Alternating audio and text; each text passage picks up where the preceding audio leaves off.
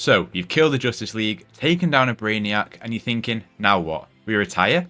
Suicide Squad has a pretty in-depth endgame in terms of its systems that can feel pretty complicated if you don't break it down. Luckily for you, that's exactly what I'm here to do. So, once you finish the main campaign of Suicide Squad, you're told you've taken out one of 13 Brainiacs. However, that's not where this endgame right now is going to take you. Instead, the focus is on the concept of Elseworlds and tiers. First of all, let's break down the two different tiers that you need to know about. There's world tiers and your mastery level / finite rank. The world tiers are your three main campaign difficulties, which once completed, alongside getting enough XP and playing on the hardest available mode, will grant you access to Invasion Level 1. After that, the Invasion Levels access will be granted by netting a certain amount of XP by playing at the highest available world tier that you have. Each tier provides new access to certain loot, more XP, more resources, and a new banner. Of course, each tier is more challenging than the prior tier.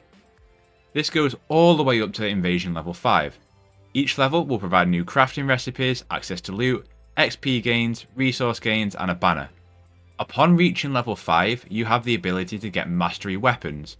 Mastery Weapons are the same weapons that you've had dropping the entire time, except usually they have double the damage. For example, I had two Bane Assault Rifles. The Master Assault Rifle had just under double the damage of the normal one, just very small margins. So these kind of drops are really suited for the highest of the endgame challenges that this game has to offer, hence why they don't drop until Invasion Level 5.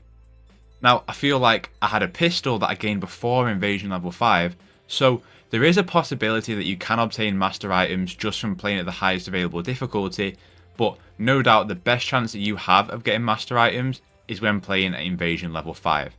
So, recap, play on the highest difficulty possible to gain the ability to then get XP towards the next invasion level.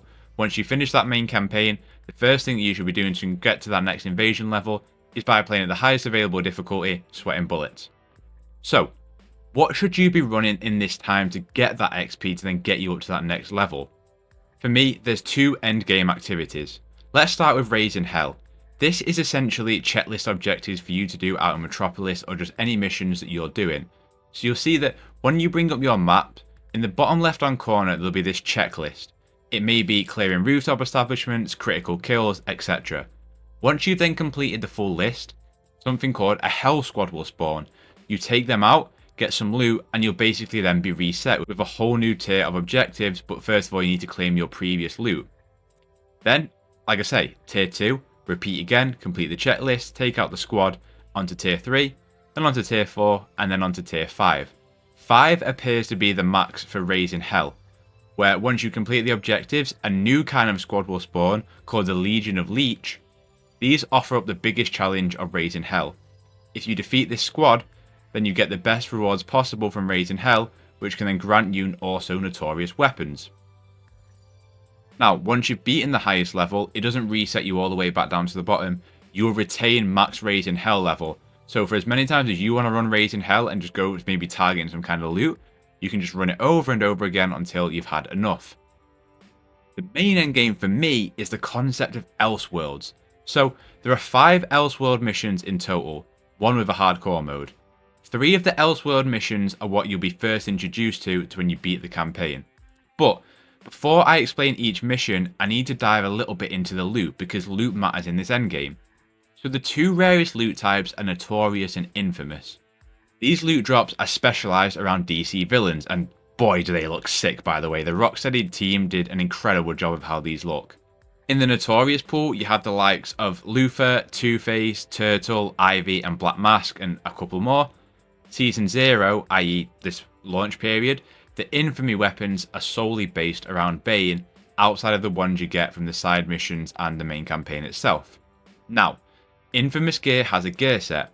For example, if you have 1 piece of Bane tier 1 gear, you get the first buff. 2 pieces of Bane tier 1 gear, you'll also get the first and the second buff. 3 pieces gets you the full Monty. You understand the picture. Infamous gear and Notorious gear can create what's called villain synergies. So, my Bane weapon alongside my Two-Face wrist cannons grant me this villain synergy that you'll be able to see on screen now. This villain synergy will then grant me another buff that stacks on top of everything else that I've got going on right now. So, let's get into the Elseworld stuff itself. Notorious loot can be gained in any activities. Bane's gear is strictly obtained through the Elseworld missions. So, in each mission there's a focus of what Bane gear you're after. So the first incursion mission is focused around the weaponry. This mission is just killing enemies in 3 waves until you've killed enough to power up a LexCorp device. This will grant you a Bane weaponry item. There's another with Ivy and Afflictions, which focuses on Lucky Charms and shield mods, and a final one being an incubator mission where the loot focus is grenades. So, what happens is you do the mission at the highest available mastery level to progress. To do a mission, it will cost you 1000 Promethium to enter, 1000 each if you're in a party, so 4 party members equals 1000 Promethium each. To begin, you'll do your first incursion master at the hardest difficulty Sweating Bullets, which was the main campaign's hardest difficulty, which will then, when completed, level up your Finite rank and grant you access to mastery level 1. The goal is to complete the missions at the highest available mastery level, thereby increasing your Finite rank and therefore granting you access to new mastery levels. Now, what do you get for improving your mastery level? So until you reach Finite rank 10, there's only 3 incursion missions that you are able to do with whatever the highest mastery level that you have. Once you reach rank 10 of Finite level, you then gain access to the next incursion mission type, Killing Joke. So this is like a time-based survival mode where the objective is just to keep racking up kills. Each kill will add time to the clock in terms of how long you're able to survive for. As you gain kills, the mastery level of the world progresses, making it more challenging. You can decide whenever you want to leave, but the higher you go, the more chance of good loot you receive, and of course more XP and resources. Should your team be wiped out, you will gain no loot, so it offers up that kind of risk versus reward, knowing when to extract and when not to. This mode also gives you Promethium, which allows you to then go on to do that in other incursion missions. Again, improving overall your Finite level through the other incursion missions will grant you access to the hardcore version of Killing Joke, which offers even more risk reward because the rules are exactly the same, except one major one. If any member of your party goes down, it's game over for everyone, but again offers greater rewards in doing so. So then the loop continues. Complete 3 incursion missions at the highest available mastery. Each time you get a new mastery level, leveling up your Finite rank, which will in tide grant you higher mastery levels to beat. So where does the loot tie into this? So this is how it goes. When you reach mastery level 10, you then gain access to tier 2 Bane gear. So mastery levels 1 to 10, you'll get tier 1 Bane gear. Tier 1 gear is separate from tier 2 and 3, as it's its own loot pool with its own gear set bonuses. For example, the assault rifle in tier 2 is different from the assault rifle in tier 3. The final endgame mission is a showdown from the final campaign mission against Brainiac. This is done around reaching mastery 15 and Finite level 25 if I remember correctly. It's just the same mission again, except he's got way more health now because you're on that higher mastery difficulty, and overall the mission is tougher. But again, you yield greater rewards and a lot of XP from doing it. Once you complete that, you've encountered every endgame mission that this game has to offer. But obviously, there's still more to chase. This really is about how much do you want the best loot. I couldn't find a direct answer on how many mastery levels there are, but I do know that it goes to at least 60. That's from the people who've played more than I have. Each time granting more XP, resources, challenge, and the amount of loot drops that you can obtain. This is important for the endgame enthusiast though, because once you reach either Finite Crisis level 60 or Mastery level 20, you gain access to tier 3 of Bane's loot. Now, this is where you want to combine being at Invasion level 5 in the main game and being at Incursion Mastery level 20 to be in with a shot of granting Master tier 3 Bane gear. Now, I'm not going to get into the best builds and all of that jazz because I've got stuff like that coming up, including a Deadshot one very soon, but essentially that pairing right there is what is going to grant you some of the best loot in the game. It remains to be seen just how worthwhile Mastery level 60 plus onwards is in terms of rewards, but maybe I'll put a disclaimer in the comments when I do reach that. But that's the general gist of how this endgame works. So, to recap, there's 2 different difficulty levels that you need to be aware of. Your world difficulty, i.e. the 3 base campaign difficulties which, once you complete, unlocks invasion levels. This goes up to a maximum of 5. To progress to the next invasion level rank, you need to be playing at the highest one available to you at any moment, and then net the required amount of XP to increase that rank.